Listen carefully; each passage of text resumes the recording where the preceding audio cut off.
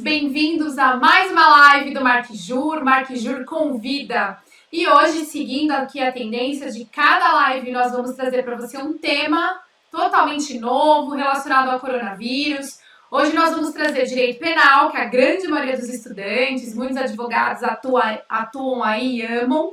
E hoje está aqui conosco o Dr. Leonardo Missassi, um grande amigo, excelente advogado criminalista, com muitos anos de experiência. Tenho certeza que vai trazer uma série de temas polêmicos e atuais relacionados a essa área, voltado especificamente ao coronavírus, a esse período pandêmico que nós vivemos. O Dr. Leonardo é advogado formado pelo Centro Universitário Fiel, é especialista em Direito Penal Econômico pela Universidade de Coimbra, em Portugal, em parceria com o IBC-CRIM. É pós-graduado também em Direito Penal e Processo Penal pela Universidade Mackenzie. Pós-graduado também em Processo Civil pela PUC. Doutor Leonardo, muito obrigada por ter aceitado o nosso convite. É um prazer tê-lo aqui conosco no Marquijur.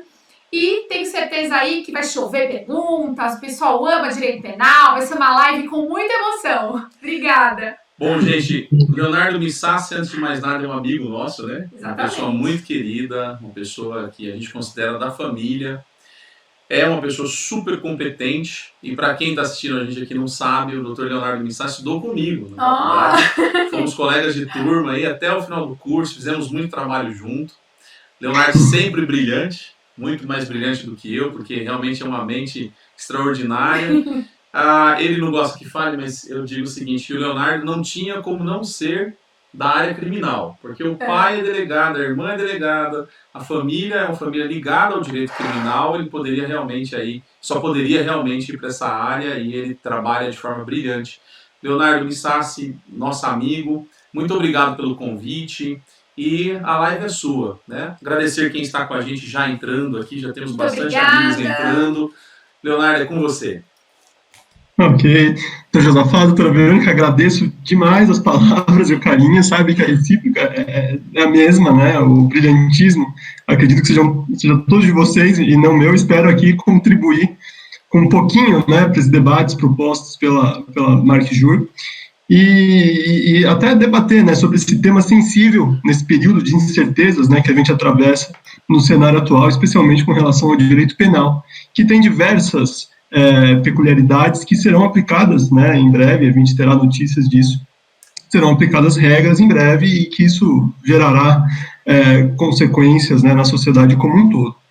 Eu acho que antes de começar a falar, né, sobre o direito penal propriamente dito, eu acho que vale a pena fazer só uma reflexão sobre a ciência do direito, né, uma ciência social, que consiste numa ciência talvez a mais antiga do mundo, né, porque a partir do momento em que o ser humano, né, que o homem começou a conviver em sociedade, o direito se faz presente para regular essas relações entre as pessoas, né. Então, só para ilustrar, na época da Idade da Pedra, vigorava a lei do mais forte, né, então o homem que era mais forte se sobrepunha aos mais fracos e era considerado, então, o rei ou mais forte e conseguia ali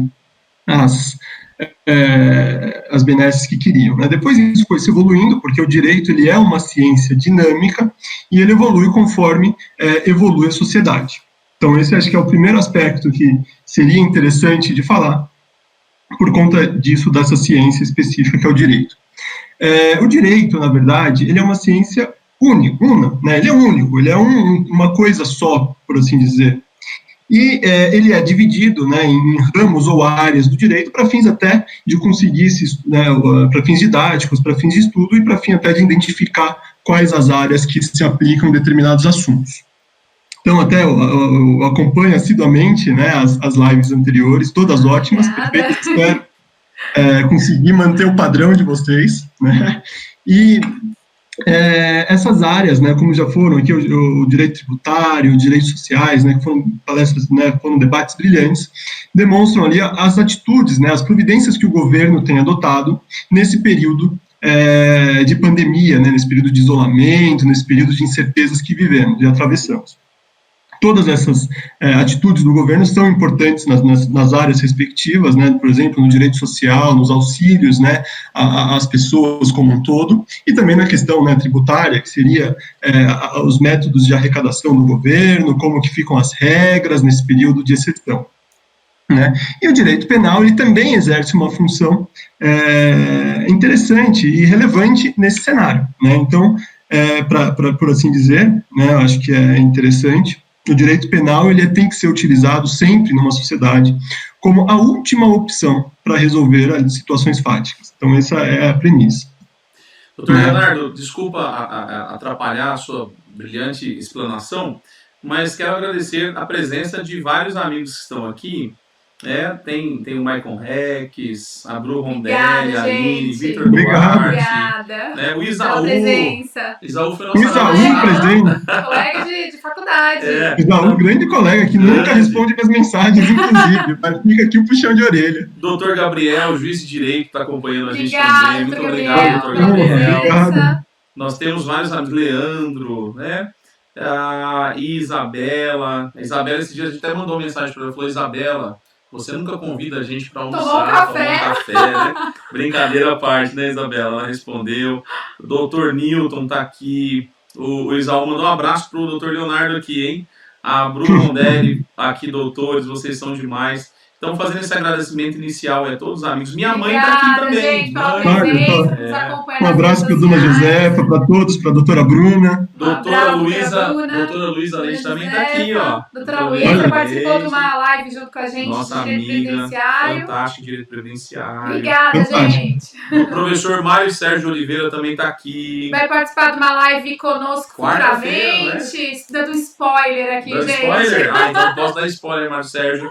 Olha só, Leonardo, é isso, queria agradecer, porque a razão dessa live, a gente sempre fala nas lives anteriores, é o nosso convidado e vocês que estão nos assistindo hoje aqui. Obrigado, gente. Pode continuar, Leonardo. Um abraço a todos, né? Espero que corresponda à expectativa de vocês. Então, só para voltar, né, a gente estava dizendo que o direito é importante, né, para estabelecer essas regras de convívio, né, e auxilia, né, a sociedade a como se comportar nesse período extremo, né?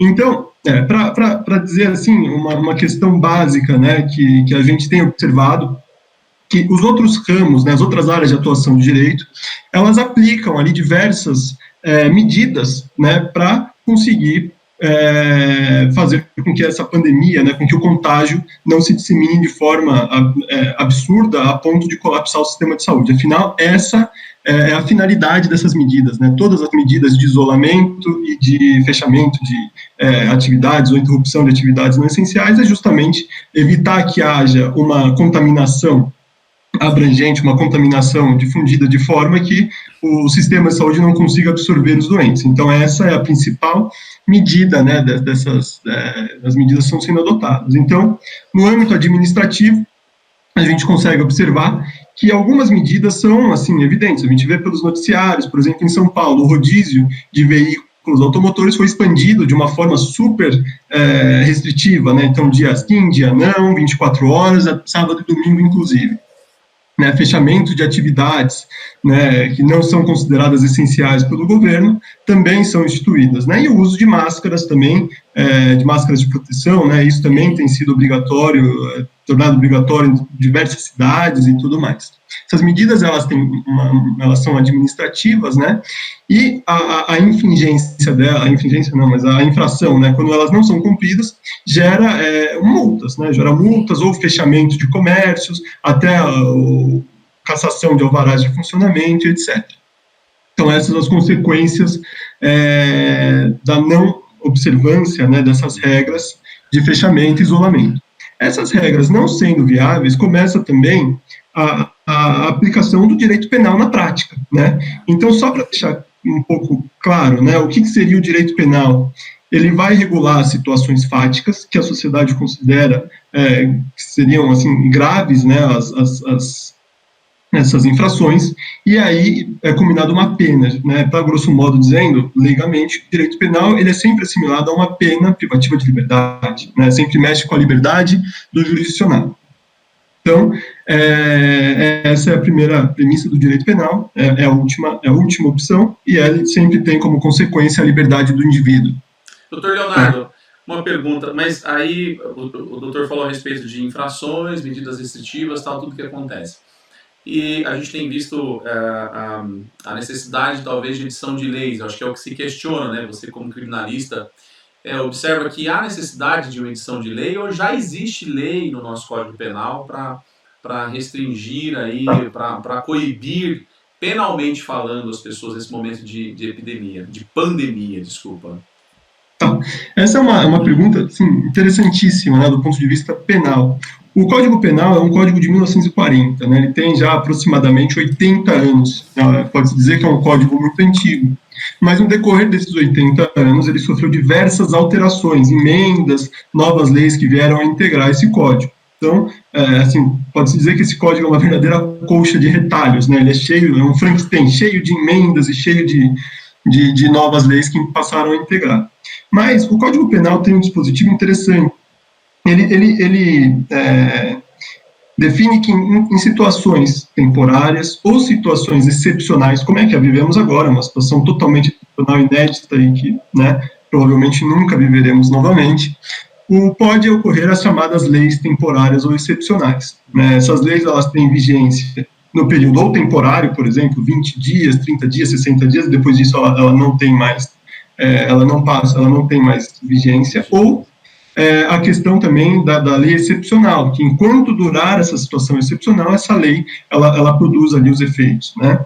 Existe essa previsão no Código Penal, mas eu acredito, né, que não é necessário editar essas leis excepcionais ou temporárias. No Código Penal existem dispositivos específicos que conseguem contornar essa situação e coibir as pessoas de uma forma bem, vamos dizer assim, eficiente, né? Então, essa é uma das questões que envolve o Código Penal que são interessantes. Legal. E doutor, um artigo específico para quem está assistindo a gente do Código Penal, para a pessoa já ir lá e pesquisar? Tem alunos aqui, ex-alunos. O pessoal pergunta, mas onde está esse artigo aí? Que crime é esse aí que o Código Penal tipifica nesse momento de pandemia? Tá, então vamos lá. É interessante notar que o Código Penal tem diversos teóricos ou diversos julgados que entendem ali a incidência de vários tipos penais nessa época de pandemia. Eu na verdade, destaco dois tipos penais que são muito interessantes. O primeiro é o tipo penal previsto no artigo, eu até tenho a minha colinha aqui, né, mas é o artigo 267, que disciplina, na verdade, a disseminação de epidemia, né? Então, o Código dispõe que, vamos lá, vou ler aqui literalmente o tipo penal. Causar epidemia mediante a propagação de germes patogênicos, então ele determina que a pena de reclusão de 10 a 15 anos é uma pena alta. É uma pena que começa já lá em cima. E, inclusive, se dessa epidemia, né, resultar morte, a pena é aplicada em dobro. Né? Então é uma pena super alta. E o que seria, tem exemplos, doutor Leonardo, da tipificação desse crime? De epidemia, né? Tá. Tem um exemplo que eu acho que, na verdade, é um exemplo que é até apresentado no Jornal Nacional, um exemplo que rodou o mundo, o planeta, né? Aconteceu na Bélgica. Então, a Bélgica é um dos países mais afetados pelo coronavírus, né? Inclusive em termos de proporção entre mortes e população, se eu não me engano, é o país onde mais morreu gente proporcionalmente. E lá tem uma imagem de uma pessoa, né, um rapaz que teoricamente estava infectado com coronavírus, ele sabia disso, e tem a imagem dele no metrô, ou seja, no transporte público lotado, ele retira a máscara de proteção e começa a cuspir ou lamber as barras. Ele sabe, evidente, que isso daí propaga o vírus, né? Então, deliberadamente, pode dizer assim, dolosamente, ele sabia e queria isso, ele queria disseminar o vírus, né, a ponto de criar aí uma epidemia, pessoas distintas, né, diversas pessoas, são incontáveis as pessoas que seriam expostas ao vírus nesse sentido como ele fez, né, não é... Doutor, só cortou um pouquinho a sua fala, ele fazia o quê? Ele lambia as barras? Ele lambia as barras, ele cuspia nas barras, espirrava nas barras, ele fazia... Entendi. Olha, né?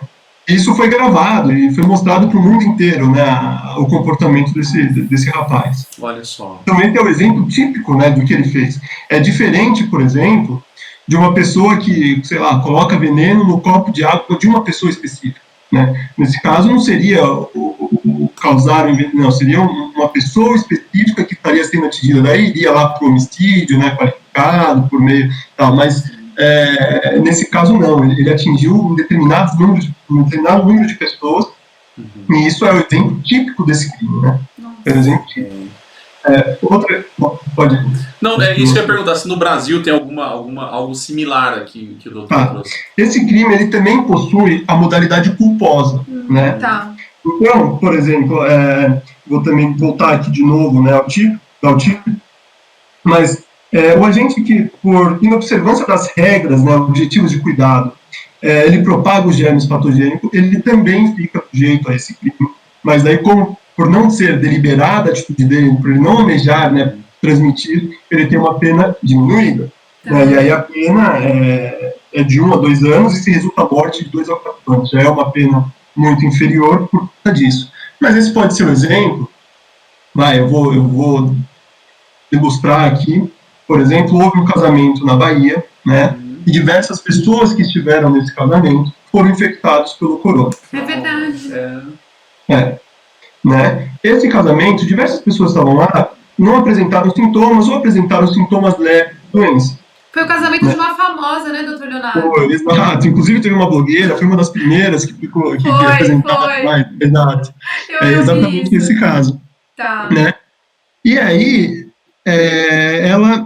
as pessoas que estiveram nessa festa, sabendo que pessoas que estiveram lá também, inclusive acho que a cantora Preta Gil também foi contaminada lá. Ela se contaminou. As pessoas que estiveram lá, elas deveriam tomar cuidado, né, por conta disso. Elas foram expostas ao vírus, elas deveriam tomar cuidado de, por exemplo, não frequentar lugares lotados, não usarem transporte público, né, e existe um caso de um rapaz, se não me engano, que estava nessa festa, ele apresentou sintomas, inclusive, da doença, fez o exame, mas mesmo antes de sair o resultado do exame, sabendo que ele deveria adotar as condutas de cuidado e tudo mais, ele viajou, né, ele foi para a praia e tudo mais. Poderia, sim, caracterizar, talvez até na modalidade dolosa, aí cabe ao Ministério Público fazer análise de dolo eventual ou não, mas ele caberia, sim, como tipificar, talvez, nesse tipo penal. Doutor Leonardo, então, um exemplo nacional dessa questão. O doutor Mário Sérgio falou até que na modalidade culposa é considerado crime de menor potencial ofensivo, né? Só uma colocação aqui, o doutor Mário Sérgio. Obrigada pela participação, Mário. De fato, né? Porque o máximo da pena aí é menor potencial ofensivo. Se resulta morte, daí já vai para 2 a 4 anos, né? O coronavírus, ele é um vírus, né, que ele tem uma taxa de mortalidade, ainda não se sabe qual, mas é uma taxa relativamente alta, né? Sim. Então, não dá para dizer que talvez seja isso, mas aí tem que analisar o caso. Mas se não causar morte, nada disso, realmente, a pena, né, de 1 a 2 anos, então processado perante o juizado especial criminal, é um crime de menor potencial. Tá. Exatamente. Uma outra pergunta que surgiu aqui, da doutora Luísa, inclusive. Obrigada, Luísa. Esse artigo citado pelo doutor Leonardo tipifica a conduta de infringir norma administrativa de fechamento de estabelecimentos comerciais não essenciais. Não haveria violação ao princípio da reserva legal, nesse caso? Então, é uma pergunta da doutora Luísa Leite.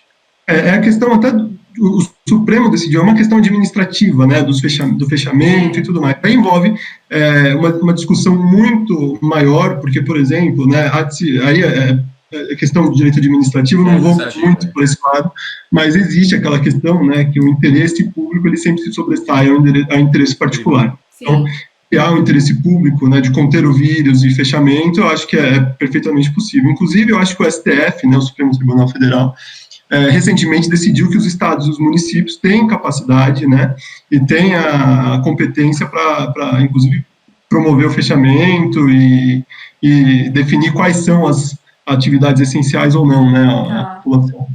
Doutor Leonardo, e o crime de desobediência? Porque algumas pessoas, eu acho que confundem, né, falam, mas não seria crime de desobediência?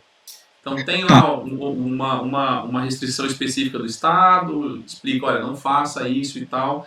Não seria, então, ou estamos errados nisso, né? Eu acho que é uma dúvida de todos também. Tá, na verdade, o direito penal, ele define o seguinte: uma pessoa, em regra, não pode ser condenada, né, pelo mesmo fato, ou seja, pela mesma ação que ela cometeu, por dois crimes diferentes. Então, vamos lá, o crime de desobediência é um crime também de menor potencial, se eu não me engano, é um crime de menor potencial ofensivo, e ele consiste em quê? Em desobedecer a ordem legal de funcionário público. Né? Então, vamos supor que o prefeito determina que não pode abrir atividades não essenciais na cidade de São Paulo. E o empresário que vende, por exemplo, um exemplo ficto, né? O empresário da loja de bichinhos de pelúcia, né? Ele vai e abre a loja de ursinhos de bichinho de pelúcia porque ele não concorda com a orientação do governo ou da prefeitura, de quem quer que seja. Né? Ele caberia no crime de desobediência? Em tese, sim. Mas aí entra uma questão específica. Existe um outro crime no Código Penal, previsto no artigo 268, que se encaixa exatamente nessa situação. É um crime que define que infringir, olha só, eu vou ler aqui até o tipo penal, infringir determinação do poder público, ou seja, desobediência, destinada a impedir a introdução ou propagação de doença contagiosa, né? Então, esse crime, ele se amolda melhor a esse fato. Tem, inclusive, o princípio da especialidade que falam, né? Esse crime, ele é específico para esse período e para essas ordens que são emanadas do poder público. Então, não se enquadraria o crime de desobediência, e sim, na melhor doutrina, pelo que eu pesquisei nos tribunais e tudo mais, essa situação. Bom, eu acho que um problema que a gente tem visto, inclusive a gente tem até visitado, né, alguns clientes em presídios e tal, é o problema do sistema prisional no nosso país. Isso é um problema geral. É um problema geral. E a gente tem visto todos os dias, a impressão que a gente tem é de que há um desrespeito no sistema prisional, né, a direitos humanos. Exatamente. A direitos humanos, né? Essa questão do sistema prisional, doutor Leonardo, porque a gente já teve grandes esclarecimentos aqui, né? A questão de uma tipificação penal, porque a impressão que se dava até então é de que, olha, o Brasil está muito atrasado na sua legislação, a sua Constituição não prevê uma forma de regulamentar essa calamidade pública, etc. e tal. Então, o doutor já desmistificou aqui que existem duas previsões legais, dois tipos penais que podem ser aplicados em casos concretos, e já diferenciou essa questão da desobediência, né, relacionada a atos da administração pública e realmente o crime em si. E o sistema prisional, doutor Leonardo, esse problema, direitos humanos fundamentais sendo desrespeitados, né, a gente tem até casos de pessoas que se enquadram nessa recomendação do CNJ, e aí alguns juízes dizem liberte-se, outros dizem não libera, essa pessoa deixa aí presa, e parece uma grande loteria, vai para o Tribunal de Justiça, tem algumas câmaras que têm a tendência de ser mais humana, tem outras que não têm essa tendência. Doutor Leonardo, e esse sistema prisional nosso brasileiro aí, com essa superlotação, né? Como fica? Tá. Como fica? Na verdade, isso é uma questão, acho que talvez a mais delicada que envolve o direito penal, o processo penal e a execução penal em si, né? Porque o sistema penitenciário no Brasil, ele é precário, né? Isso é fato, não tem como negar, né? A gente sabe que praticamente todas as unidades hoje no Brasil são, né, tem uma capacidade, sei lá, X, e a população carcerária de 2x, 3x, é o triplo da capacidade originária. Isso, por muitas vezes, é desumano, né, porque essa quantidade de aglomeração de pessoas, ela acaba gerando ali condições sanitárias mínimas para os presos e tudo mais, né? Mas esse já é um problema de muito tempo. Existe, inclusive, uma CPI, né, da condição dos presídios, e eles terminaram o trabalho, fizeram ali, né, um encadernado, um livro sobre isso, basicamente, que tem ali todas as informações e assim, posso dizer, de cair o queixo, né, porque o preso, por mais que ele esteja preso, ele ainda mantém a condição de ser humano, né? Então ele não perde a condição de ser humano, então ele deve ser tratado com dignidade, apesar de ter a liberdade privada. Então essa é uma questão que não é só os advogados que defendem, mas os próprios juízes, ministros e desembargadores defendem, porque é real essa situação, mas, né, por conta disso tudo, nesse período a situação ela se agrava, né? Isso é inquestionável. Doutor Leonardo, tem uma pergunta aqui, é Josicleide.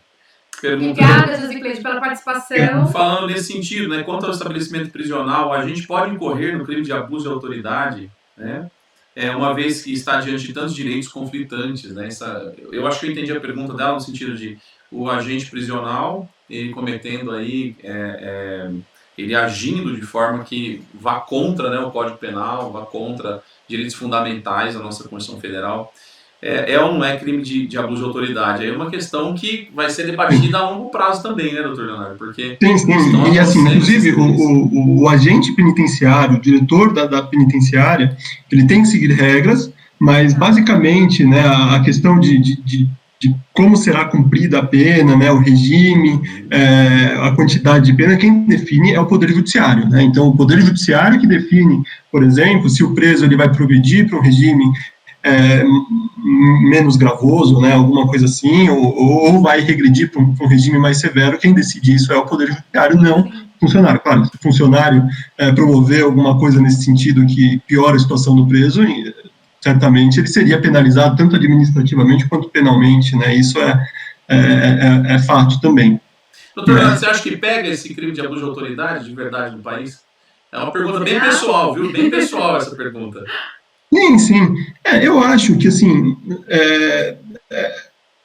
os abusos, eles não são tão assim, como dizem, tão evidentes, né? Existe, eu acho que talvez sim, mas a lei pega, a lei, na verdade, não deve pegar, a lei, ela tem que produzir efeitos, né?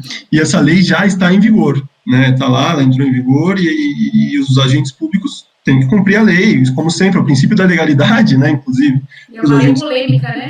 É uma lei polêmica, tem dispositivos que são, assim, super polêmicos, mas são cumpridos, né? Geralmente, quando você vê um auto de prisão em flagrante, pelo menos todos que eu acompanho, a lei é cumprida. Nunca houve um desrespeito, nem por parte da autoridade policial, nem pelos agentes, nada disso, nem pelos juízes nas audiências de custódia, sempre super de acordo com a legislação. Então, é isso aí, doutor Leonardo. Nós estamos aqui com o doutor Leonardo Missassi, né? Um grande amigo. Advogado criminalista. Quem não conhece o doutor Leonardo Missassi, ele já atuou em grandes causas do nosso país, né? Hoje vinculado ao escritório, mas se Deus quiser a gente fica pressionando ele. Fala, Leonardo, está na hora de abrir o seu escritório. Ele tem dado enorme assessoria como advogado associado nosso, no direito criminal, notadamente. É uma pessoa super esclarecida, de uma família de criminalistas, quer dizer, tá no sangue. Irmão. Leonardo, tá no sangue isso? Tá no sangue ser criminalista? O pai, olha, assim, é uma área que, sim, tem debates lindos, né, eu sempre acompanho os serviços, né, da Defensoria Pública, dos tribunais superiores, os julgados e tal, e os debates são cada vez mais ricos, né, com relação a direitos humanos, né, teve a live já anterior de direitos humanos brilhante, mas também a questão ela é sempre ligada ao direito penal, né, porque é onde tem ali a privação das pessoas e tudo mais. Eu acho que é a área que mais vamos dizer assim, mais apaixonante do direito, né? Isso, pelo menos, na minha opinião. É uma área... Doutor Leonardo é apaixonado pelo direito criminal. Agora uma pergunta. Eu fujo do penal, ele ama o penal. Não, uma pergunta. Você terminou agora uma pós-graduação na PUC em processo civil. O que é isso aí? Foi desvio de conduta? Não, na verdade é super interessante. Porque essa pós em processo civil, né? Todo mundo pergunta se eu sou meio maluco, se eu não sou. Mas o Código de Processo Penal, ele é expresso que nas lacunas e nas omissões aplica subsidiariamente o Código de Processo Civil. Legal. Alterou totalmente, mas alterou a sistemática do processo civil.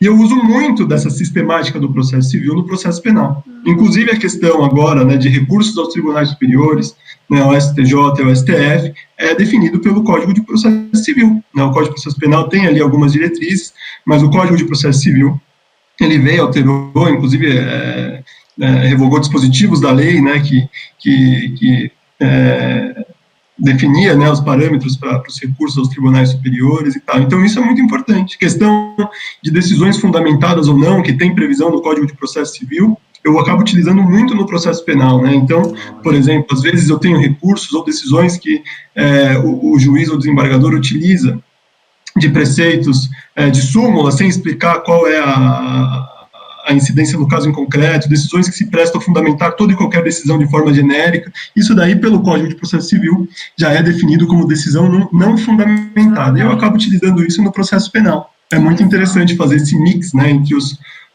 diplomas legais. Duas áreas. Fantástico. Agora, vamos lá, tem um problema aí bem complexo, a gente enfrenta isso, né, como advogado. O CNJ, o Conselho Nacional de Justiça, ele edita uma recomendação. E aí começa a bagunça no país, né? Recomendação. Eu falei agora há pouquinho, né? Essa loteria no judiciário. Doutor Leonardo, e essa recomendação do CNJ? Tá. Primeiro eu vou só dizer um dado estatístico que eu acho que é interessante, né? Que em 2019, segundo o CNJ, né, que você acabou de dizer, o Conselho Nacional de Justiça, foi feito um levantamento da população carcerária no Brasil. E chegou a um número de aproximadamente 812 mil presos, né, em todo o território nacional. É bastante, né, talvez uma das maiores populações carcerárias do mundo. Né? Então, evidentemente, como eu já falei no início, todas as unidades prisionais tem lá um quadro de superlotação carcerária. A gente vê na televisão as reportagens e tal, os presos, né, todos na grade, fazendo sinal que está tudo cheio. É uma questão que não tem como negar. Né?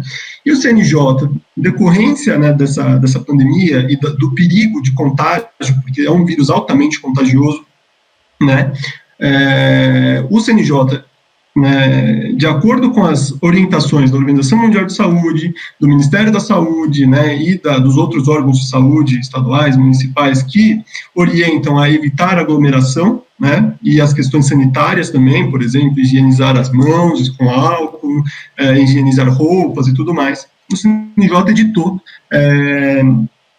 essa resolução, na verdade é a resolução 62 de 2020.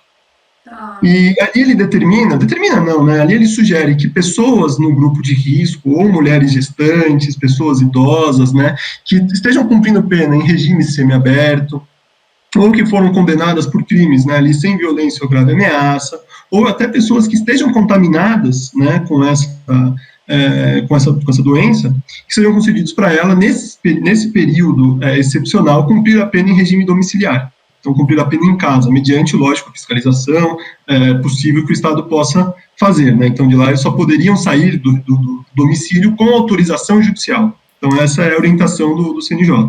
Doutor Leonardo, uma pergunta. É uma pergunta minha, não sei se é a doutora Verônica. Vamos lá, qual será? Olha o problema que, pelo menos, essa é a minha perspectiva. O CNJ, ele, ao invés de editar, sei lá, aliás, não é nem papel dele, na verdade é papel do Congresso Nacional. Quando se trata de direito penal, é uma das competências, né, da União, é uma competência da União, legislativa do Congresso Nacional, legislar a respeito de direito penal, processo penal. Essa recomendação, ela trouxe um grande problema, na verdade, porque ela não é lei. O doutor acabou de falar, ela não é lei, ela é uma recomendação. Uma sugestão, né? Isso não cria um caos jurídico no país, porque dá a sensação para quem está preso, para o familiar do preso, de que será solto a qualquer momento. Vai sair, é verdade. A leitura dessa recomendação, a impressão que se tem é a de quê? Eu não me recordo se é o artigo 4º que diz isso, mas quando fala dos juízes da execução. Então, o juiz da execução ele deve analisar o caso em concreto, etc. e tal. E aí, a linha, ela é bem clara, que fala assim, se estiver no regime aberto ou semi-aberto. Não dá a impressão que é cumulativo, tem que ter lá, ser idoso, estar no grupo de risco e estar no semiaberto. A impressão é de que não é cumulativo, basta estar no semiaberto. E aí fica a interpretação, um diz uma coisa, outro diz outra, aí você pega um desembargador que diz uma coisa, um desembargador que diz outra coisa, sobe para o STJ, aí pega alguns ministros, algumas ministras que pensam de uma forma, pensam de outra forma. Quer dizer, virou, na verdade, uma caixa de Pandora aí, né? Porque não se sabe... Não tem o norte, uma quimera, né? Uma quimera, será que eu usei o termo? É uma quimera, porque não se sabe como se deve interpretar. Então o juiz aceita, acata, o juiz não acata, e quem não acata me parece que tem razão também, porque diz, olha, não é lei, E se não a lei definindo, se não, né, se não respeito o princípio da reserva legal, eu não sou obrigado a aplicar essa recomendação.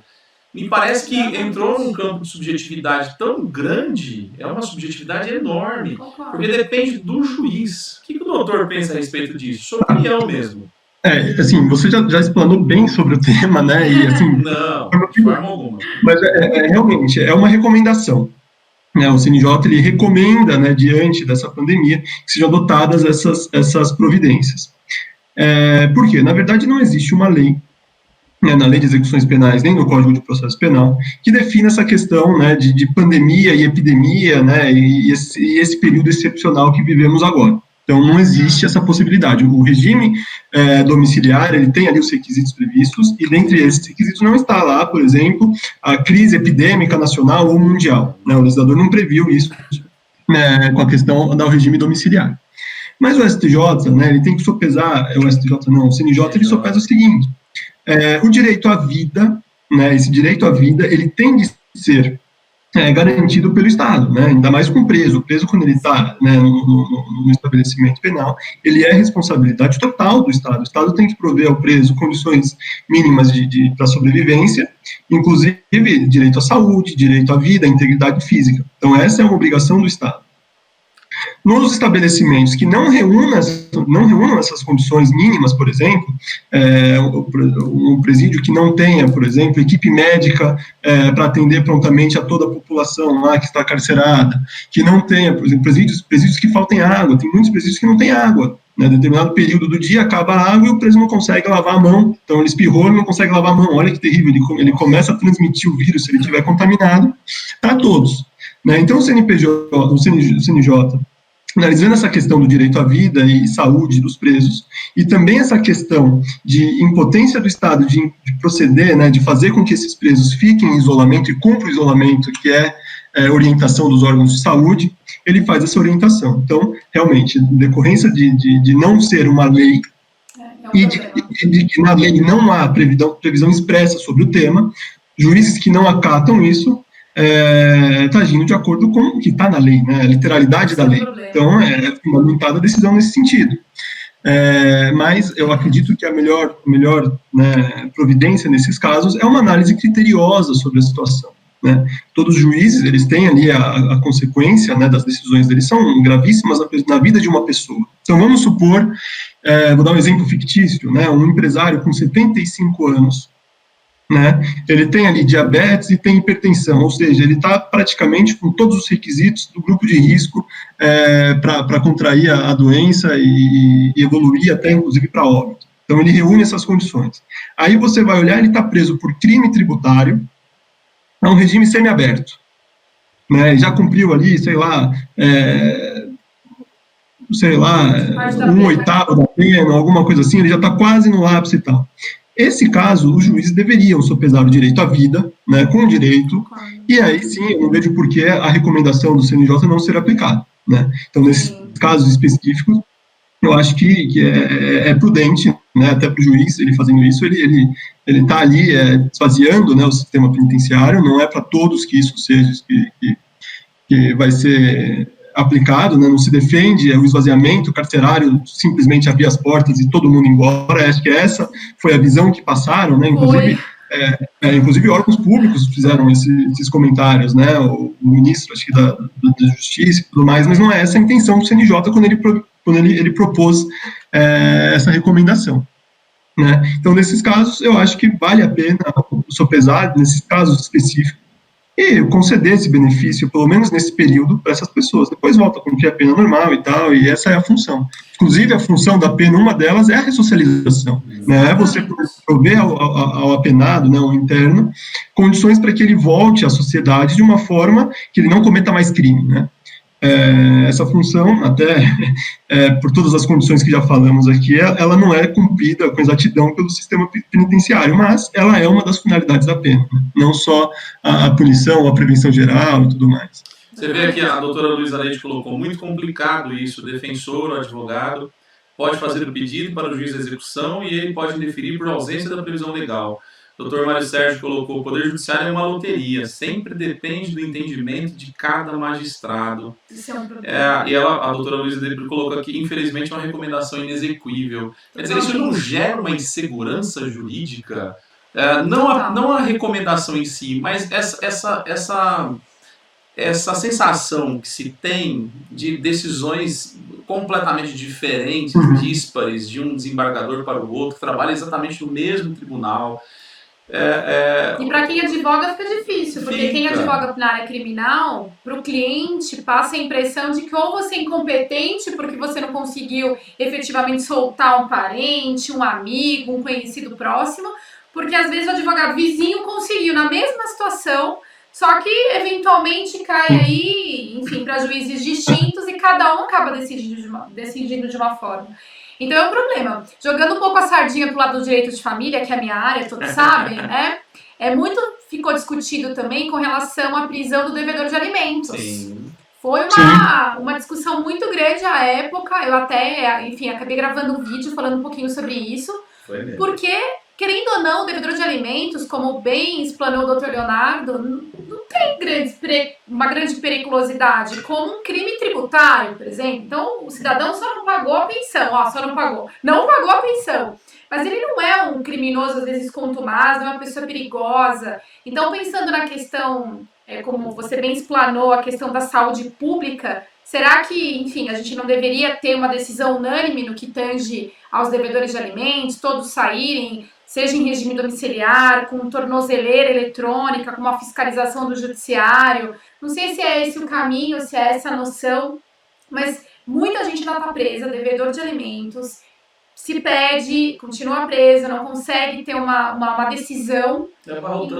E aí a coisa vai tomando um vulto que você leu a recomendação do CNJ, ao mesmo tempo não entende porque ainda continua essa mesma situação desse devedor de alimentos. Então, enfim, é um problema.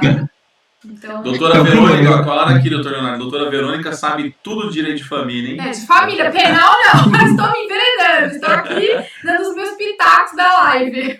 Sim. Inclusive, até eu fiz algumas pesquisas, né, sobre, até, né, por gostar do tema e tudo mais, sobre decisões, né, que envolvem prisão nesse período, né, de coronavírus e pandemia. E vi questões interessantes também do direito de família, né, o direito do devedor de alimentos, em que diversos juízes não aplicam nesse período a prisão do devedor. Né? Ele fala assim, olha, nesse período não e tal, ou ele decreta prisão domiciliar, ou ele fala o seguinte, simplesmente nesse período não dá para aplicar e tal, e manifesta-se à parte, porque realmente, né, eu acho que, de novo, o direito à vida, né, do jurisdicionado, apesar do alimentando, né, do alimentado também ser, né, a verba ser destinada à vida dele, à subsistência, mas os dois ali estão no mesmo patamar de direito à vida, né? Então não teria como colocar em um ambiente propício ali a infecção, né, ou o contágio dessa doença. Sim. Vi essas questões, vi também outras decisões interessantes, por exemplo, prisões em que haja ou prisões que sejam passíveis de fiança, né, e seja fixada a fiança, né, já vi decisões em que não há a prisão, né, da pessoa em decorrência do não pagamento da fiança nesse período, esperar, então, passar esse período excepcional, para só depois, né, se exigir a fiança, ou, né, decretar quebrada, ou decretar não a prisão em decorrência disso, né. Então, eu vi questões interessantes de prisão nesse sentido. E acho que vale a pena, realmente, né, essa visão humanitária, essa visão foco, né, sobre o viés do direito à saúde e direito de saúde pública, em detrimento da prisão dessas pessoas que não reúnem essa periculosidade tamanha, né? Exatamente. Então, é importante. E, doutor, voltando então na minha pergunta lá atrás, a insegurança, né? Será que não gera essa insegurança jurídica, essa coisa de um juiz diz uma coisa, outro diz outra, o tribunal diz uma coisa? Isso é um grande problema, até porque a gente não trabalha com um sistema de precedentes obrigatórios no Brasil e tudo mais, né? Então, não existe isso, existem decisões de todos os...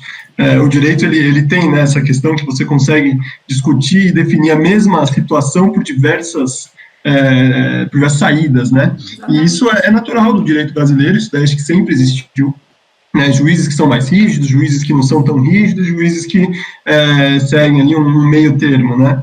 Essa situação, até para dizer, né, você falou, olha, faz o pedido para um juiz, ele nega, e aí é interessante, e são sistemas que buscam, né, diminuir essa questão da insegurança, que são os recursos, ou os próprios habeas corpus que vão fazendo substitutivos, apesar do STF já decidir que não devem ser utilizados habeas corpus substitutivos, mas às vezes são concedidos até de ofício pelos tribunais. Então essas medidas, elas acabam garantindo uma maior segurança, né, aos jurisdicionados.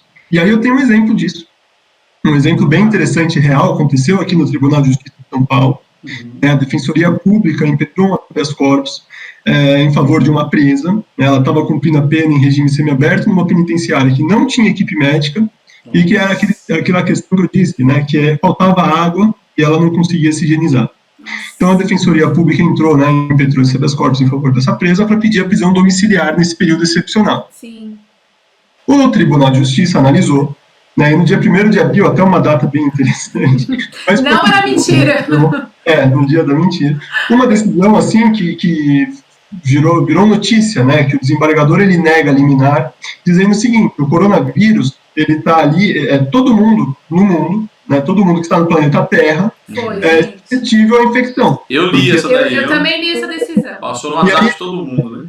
Ele diz que apenas três pessoas no mundo, né, no universo, estão seguros, que são 3 astronautas que estão na estação espacial. É uma falta de humanidade. Gente, isso, vamos rir para não chorar. Falta de humanidade. Essa foi a decisão, então, do ministro. Essa semana, o ministro Fachin analisou um habeas corpus que a Defensoria Pública também impetrou no STF, um habeas corpus foi um desembargador, né? Foi um desembargador. Desembargador, tá. É que o doutor falou o ministro, mas só foi um desembargador. Não, essa semana o ministro do Supremo, o Fachin, ele analisou, né, esse habeas corpus substitutivo na Defensoria. Ele até disse, olha, esse habeas corpus ele não deve ser conhecido porque ele é um habeas corpus substitutivo que está vindo aqui, então teria supressão de instância, incidência de súmulas e tudo mais. Mas ele disse o seguinte: por questões humanitárias eu concedo esse habeas corpus de ofício, e essa mulher, então, agora, ela está em prisão domiciliar. Que bom isso, hein?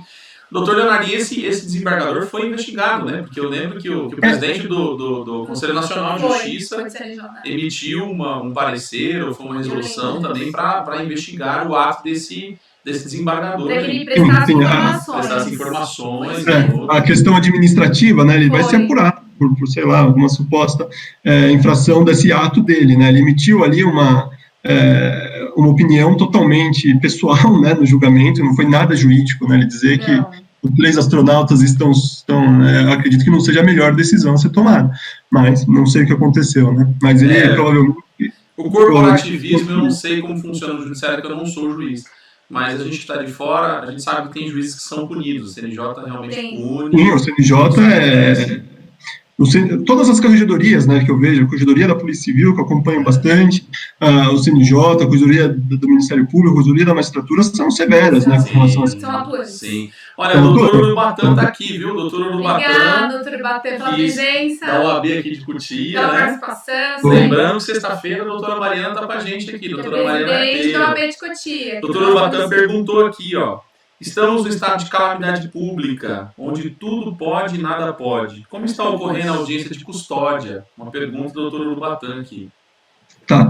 Se eu não me engano, no estado de São Paulo não tem audiência de custódia, né? Eu não acompanhei nenhuma, mas em outros estados, audiências de réus presos e audiências de custódia ocorrem normalmente, né?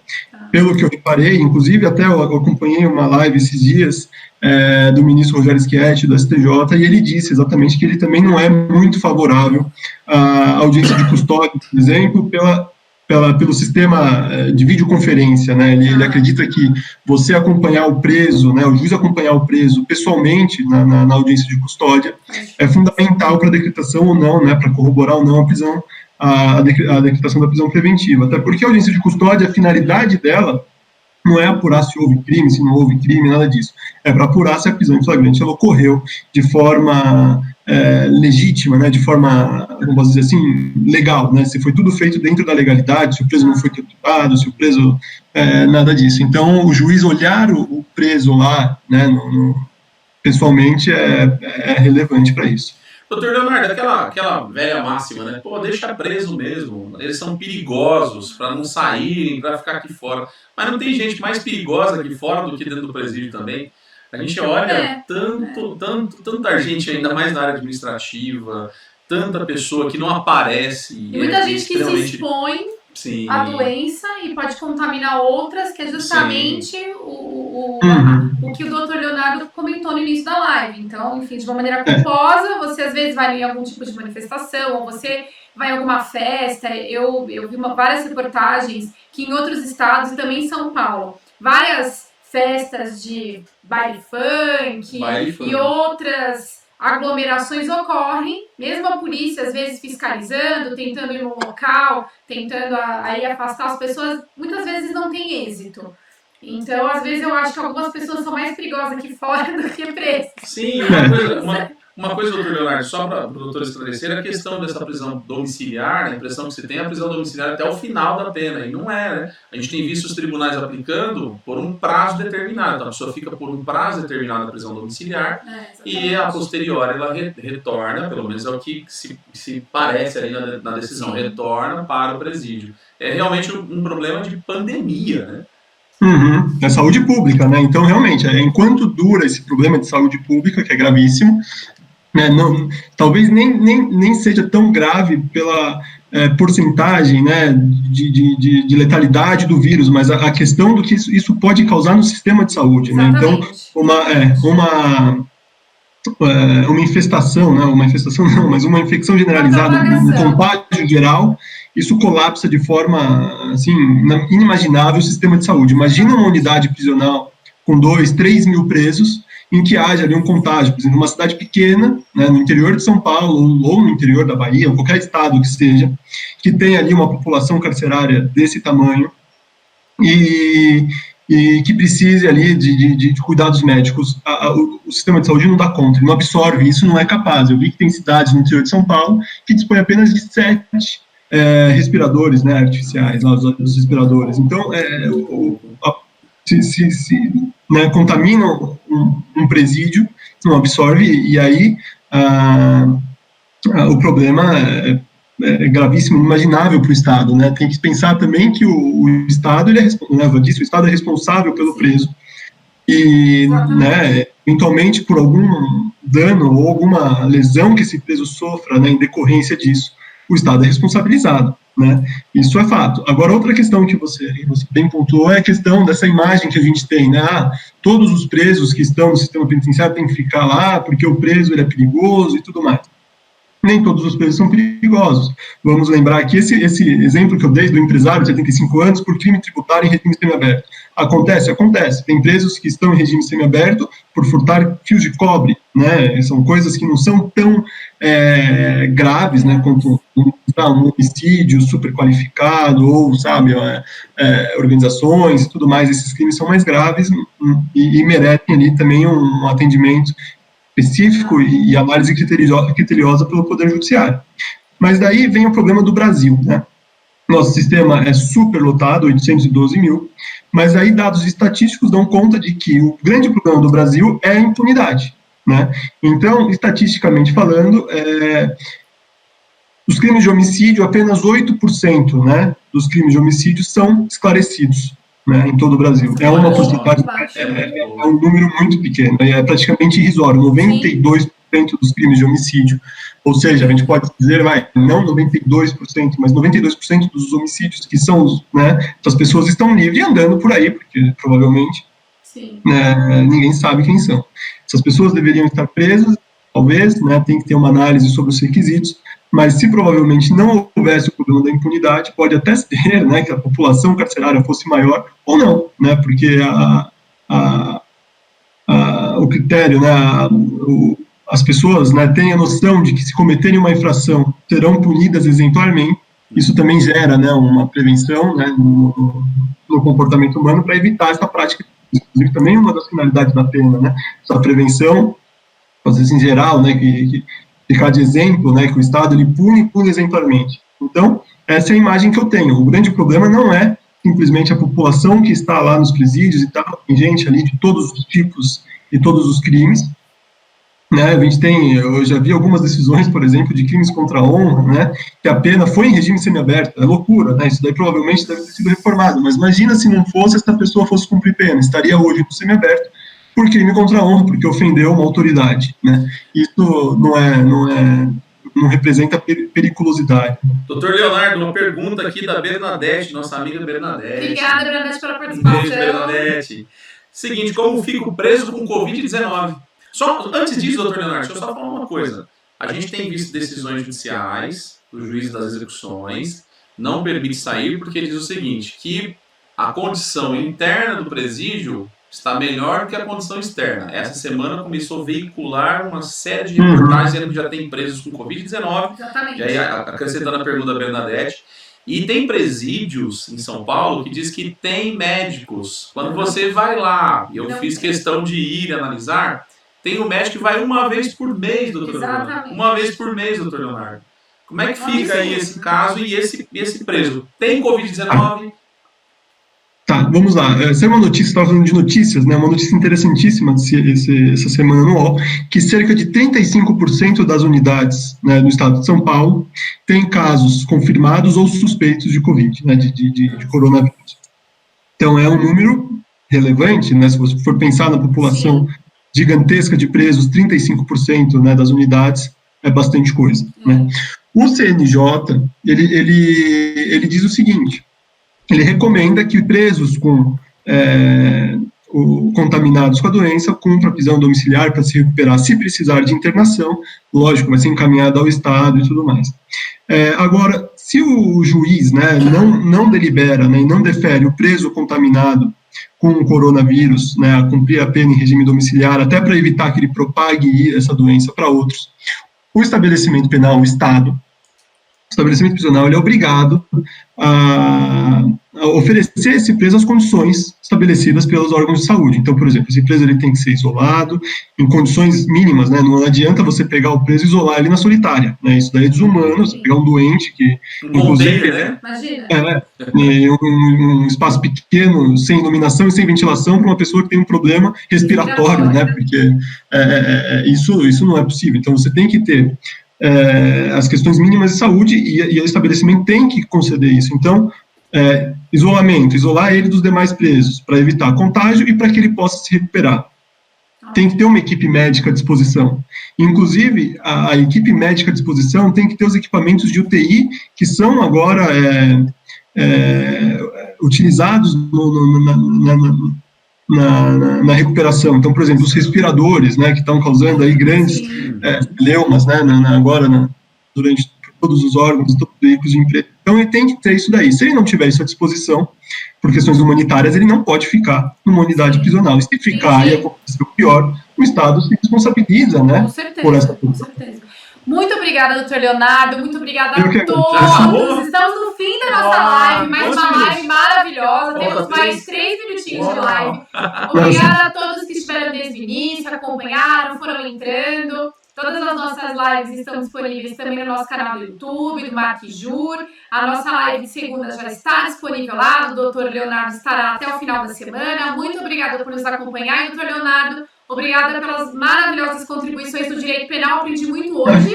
Muito obrigada de coração. Leonardo, eu que agradeço, eu fico muito feliz pelo convite. Ó, eu quero rapidinho falar, sexta-feira, doutora Mariana, tá? Presidente da OAB de Osasco, dia 18. Doutor Vitor vai falar sobre direito digital e direito geral de produção de dados. Dia 20/5, professor Maricérgio. Dia 22, doutor Frederico.